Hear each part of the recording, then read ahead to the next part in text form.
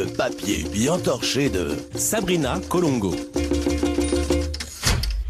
Mes chers collègues, vous avez face à vous une guerrière, une survivante. C'est un moment chargé d'émotions pour moi parce que c'est la première fois que je prends la parole publiquement à ce sujet. La semaine dernière, j'ai courageusement combattu une rhinopharyngite. Oui, le mot fait 3 km, donc évidemment, c'était grave. C'est comme ça que ça marche la médecine, non? Plus c'est long, plus c'est dramatique. Voici donc le récit de mon épopée contre la maladie.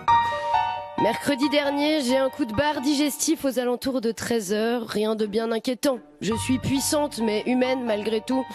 Sauf que la fatigue ne se dissipe pas, bien au contraire, elle s'intensifie et s'accompagne désormais de bouffées de chaleur. L'évidence s'impose à moi. Je sombre, je tombe malade. Et il est trop tard pour me faire remplacer dans les bras cassés. Ah!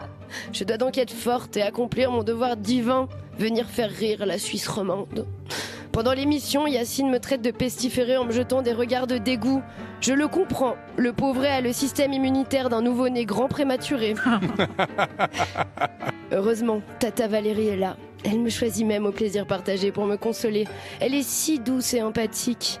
Le lendemain, ma fièvre frôle les 39 degrés. Je nage en plein délire. Vais-je passer la nuit? Rien n'est moins sûr.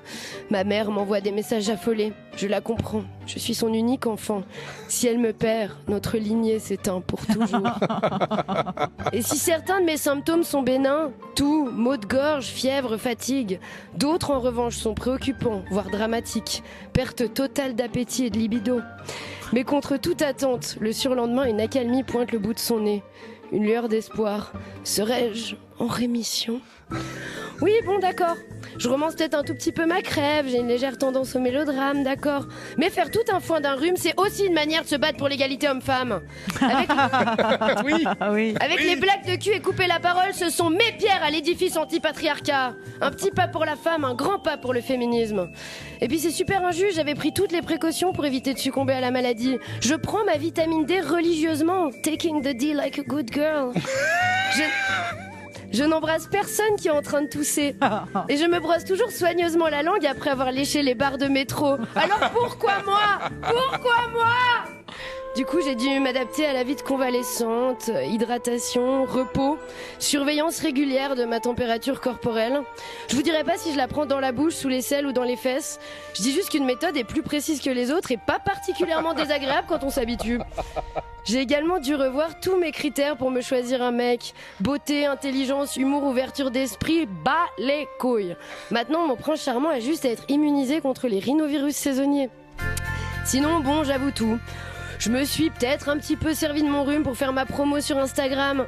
Chère commu, ma fièvre ne cesse de monter. Elle atteint désormais des pics sans précédent. Il y a de grandes chances que ceci soit mon ultime story. Ma dernière volonté, c'est que vous alliez liker ma chronique de cette semaine avant mon trépas inévitable. Et j'ai surtout reçu des messages de soutien. Merci beaucoup mes stars, je vous aime. Mais sinon, histoire vraie, j'ai reçu un DM d'un mec totalement inconnu au bataillon qui m'a dit « Tu aimes prendre ta température ou juste te mettre des trucs dans le cul ?» Et vous savez ce que c'est sa bio sur Instagram? Non, mais 20 ans. 20 ans. T'es né en 2005, frérot. Laisse-moi tranquille. T'es tellement jeune que c'est sûr que tu tousses encore comme ça. Pardon, c'est pas très radiophonique, mais j'imite hyper bien les enfants qui toussent. C'est vrai, on confirme. Finalement, vous savez quel a été le remède? Vendredi dernier, je suis sortie avec des potes boire des bières et fumer des grosses clopes en terrasse. Voilà. Et le lendemain, j'étais entièrement guérie. J'ai un mode de vie tellement malsain que même les microbes abandonnent le navire. Et moi, j'étais en mode « Oh bah quoi, vous partez déjà? Vous êtes pas marrant, on commence à peine à s'amuser. Allez, influenza, tu veux pas juste un dernier verre? Au moins, les rétrovirus savaient s'amuser, c'était mieux avant. » Bref, je ressors de cette rude épreuve plus forte que jamais. Car mon épisode de maladie m'a appris l'optimisme et la résilience. Je décide donc de voir le verre à moitié plein. Pour une fois que mon corps lâche avant les vacances de Noël, ça veut dire que je serai sûrement en forme olympique pour les vacances. Yay! Couleur 3.